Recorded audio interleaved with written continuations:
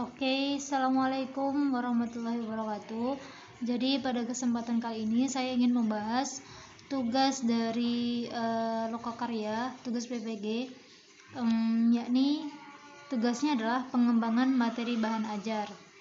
Jadi pengembangan tugasnya kali ini kan pengembangan materi bahan ajar dan model pembelajaran. Nah, di sini sudah saya buatkan untuk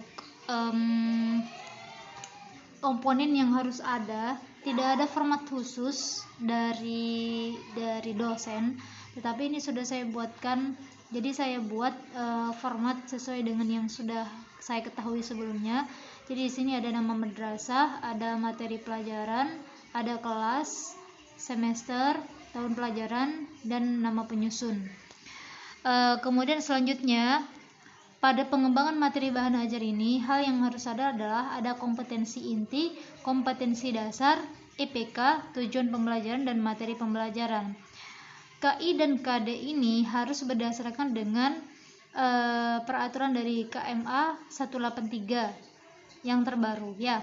Jadi harus sesuai dengan KMA 183. Jika tidak sesuai dengan itu, maka untuk saat ini akan dianggap salah.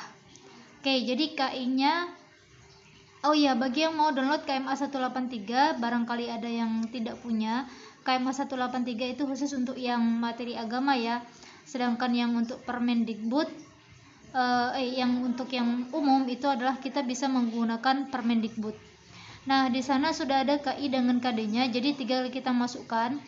Pada bagian ini saya adalah sedang memiliki, saya mendapatkan tugas untuk menjabarkan tentang KD 1.5.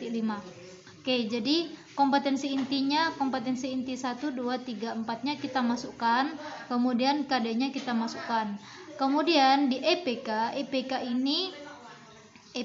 ini harus melihat kepada KD-nya. Untuk KD 1.5 dengan 2.5 ini EPK-nya tidak perlu kita cantumkan. Kenapa? Karena 1 dengan 2 ini adalah spiritual dengan sosial. Jadi tidak perlu dicantumkan EPK. Yang perlu kita cantumkan EPK adalah untuk KD 3 sama KD 4. Jadi 3.5 dengan 4.5. 3.5 ini meliputi kemampuan pengetahuan. Nah, yakni memahami ketentuan kurban. Memahami ini masuk kepada C2. Makanya di sini kita harus di sini saya memilih KKO menguraikan. Nah, KKO yang lain juga banyak kok. KKO yang lain banyak. Jadi teman-teman bisa memilih KKO yang lainnya di C2. Jika ada yang belum punya KKO, bisa cek di kolom deskripsi. Nanti saya kasih link untuk download KKO-nya. Nah, selanjutnya di sini di bagian tujuan pembelajaran, dia harus memuat ABCD. ABCD itu adalah audience, behavior, condition, sama degree. Jadi melalui diskusi dan menggali informasi, peserta didik dapat menguraikan. Karena IPK-nya menguraikan, maka tujuannya ini harus disebutkan juga menguraikan. Nah, di sini disebutkan dengan degree-nya adalah baik dan benar. Begitu. Audiensnya adalah melalui diskusi, audiensnya adalah peserta didik. Sedangkan behavior-nya adalah melalui diskusi dan menggali informasi. Nah, kemudian untuk selanjutnya itu tujuan pembelajaran. Nah, tujuan pembelajaran ini lebih lengkapnya sudah dijelaskan di modul ya teman-teman ya. Kemudian kolom selanjutnya adalah materi pembelajaran. Maka materi pembelajarannya ini tentang pengertian ketentuan hewan kurban, ketentuan pelaksanaan kurban. Oke, jadi begitu. Nah, jadi itu teman-teman ya, yaitu cara mengembangkan materi bahan ajar tentang IPK, tujuan pembelajaran, dan materi pembelajaran. Yang paling penting adalah di IPK ini, di kolom ketiga ini, teman-teman harus benar-benar paham IPK ini adalah indikator pencapaian kompetensi. Di sini harus memahami dengan apa yang disebut dengan taksonomi. Nah, yang disebut dengan KKO ya, kata kerja operasional. Jadi ketika kita mau menentukan EPK pengetahuan, maka teman-teman harus melihat di EPK pengetahuan. Kemudian untuk yang KD 4 ini adalah keterampilan. Jadi kita harus memilih KKO untuk keterampilan. Untuk KKO keterampilan ini ada dua macam, yakni ada keterampilan yang abstrak sama keterampilan yang konkret. Keterampilan yang abstrak adalah keterampilan gradasinya mengikuti Dryers, sedangkan yang konkret itu mengikuti Def sama Bloom. Teman-teman bisa pilih mana yang cocok, mana yang sesuai dengan KD yang dikembangkan.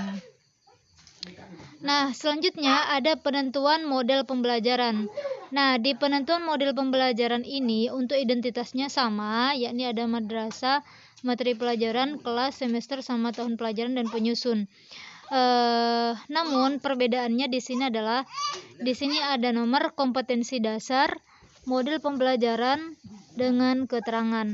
Nah, kompetensi dasar ini sama kayak yang tadi. Jadi KD-nya adalah cukup KD 3 dengan KD 4. Jadi yang di sini 3.5 dengan 4.5. Nah, di sini model pembelajarannya, karena ini adalah kurikulum 2013, jadi memilih model pembelajaran saya ambil yang Discovery Learning. Kenapa? Karena KD 3.5 ini menitik beratkan pada pemahaman faktual, konseptual, dan prosedural. Sedangkan untuk yang KD 4.5, pada 4.5 saya memilih model pembelajaran problem based learning. Kenapa? Karena pada pernyataan KD 3.5 ini merupakan taksonomi keterampilan abstrak, yakni masuk ke KA5, yakni menyajikan hasil kajian dari mengamati sampai menalar dalam bentuk tulisan, grafis, media elektronik, multimedia, dan lain sebagainya. Makanya di sini cocoknya adalah memilih model pembelajaran problem based learning.